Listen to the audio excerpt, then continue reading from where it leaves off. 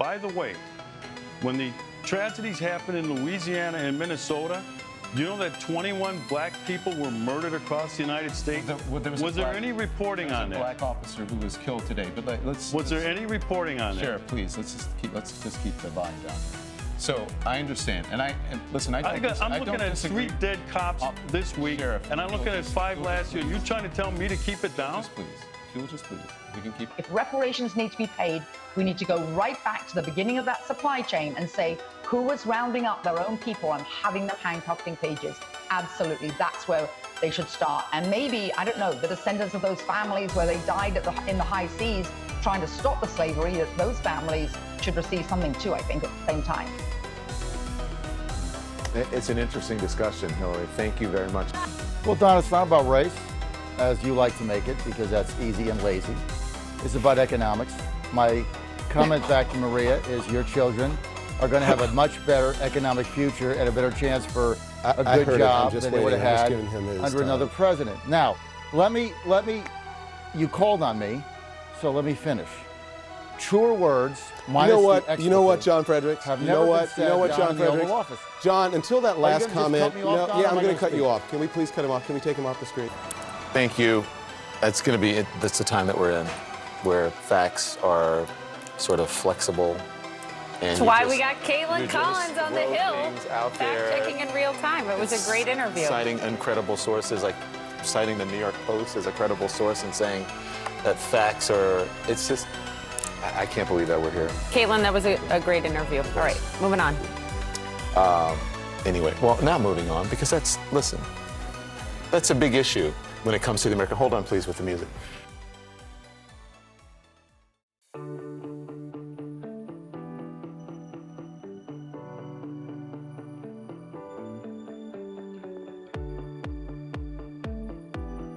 How about this? I'm going to give you 30 seconds to answer this question. Do you have evidence that he was institutionalized in a mental hospital in 1990? 30 seconds. Now, okay, I will say this, because it's a message I've got from people from the CIA. I know a lot of officers. I know a lot of agents. I've been in their homes, and they're really delivering this to you and to Donald Trump. These are people who have sacrificed a lot for this country. They go through into the CIA every day. They walk past that wall with 117 I get it. What's the message? Black stars. If you're going to say that we can't talk about the fact that there are 117 patriots whose lives have been lost serving this country, that's fine. I'm starting to have concerns about you, Kurt. Right now, tell me what the secret message from the CIA is. Who are putting their lives on the line, who are to be sources of information for the CIA. That information is coming in. That information is then being put together by analysts who are not well paid, and they do very hard work, and they do it because they are. I'm sorry, we're out of time, Kurt, and I don't mean this in a cruel way. I would have real concerns if I were one of your editors, and I mean that. I'm not calling anyone a liar, but I am saying I'm concerned about your behavior on this show tonight. But thanks a lot for joining us. That's because you won't let me answer your questions. I don't think anybody's fooled. Thanks a lot, Kurt. I appreciate it. Well, you are a moralizer for a guy who does what you do. No, you are, though. You are a little moralizer. You're like, we're in church now with a 4-month-old son. Okay, I'm officially shocked by Donald Trump's behavior. I had no idea. It blew my mind.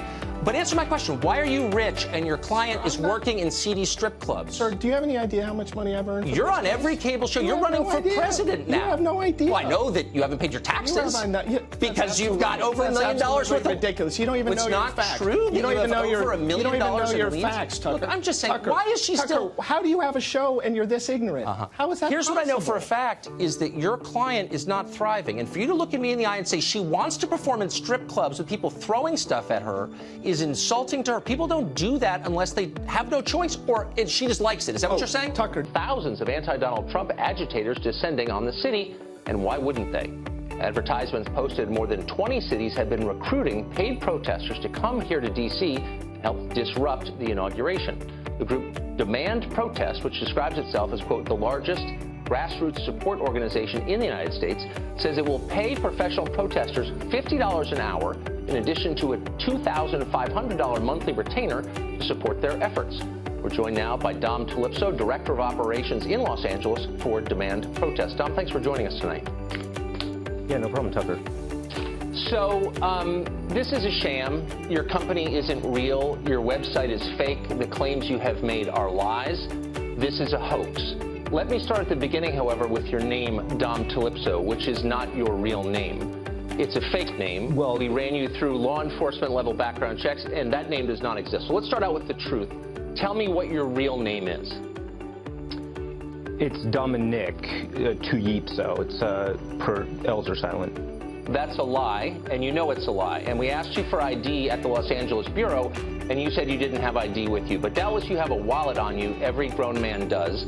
Hold up a credit card. You can cover the number to our camera and show us any piece of documentation with the name Dominic Calypso on it. And you can't because that's not your real name. All you and I have to do at this point is agree with what Rod Rosenstein said today. Do you agree with that or no?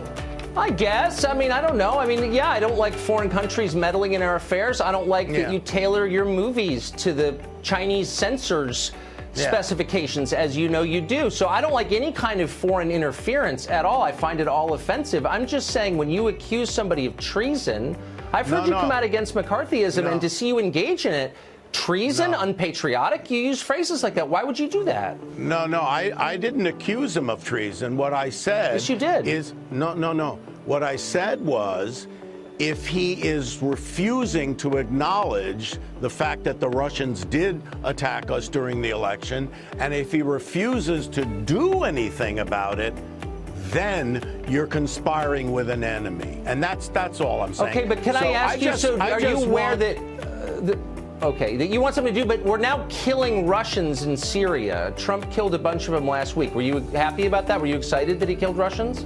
I'm not talking about, we're not talking about the Russians in Syria or what happened in Syria. We're talking about... No, but were you excited he killed Russians in Syria? What did you think of that?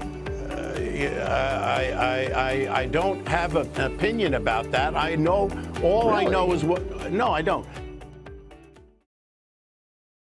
See, because it used to be that way. They would say something and no one would have recourse. Do you know what this is? But when you're saying something and then the person you're saying it about has literally 10 times the audience you do, you dumb motherfucker. Do you know what you did? You just proved my point.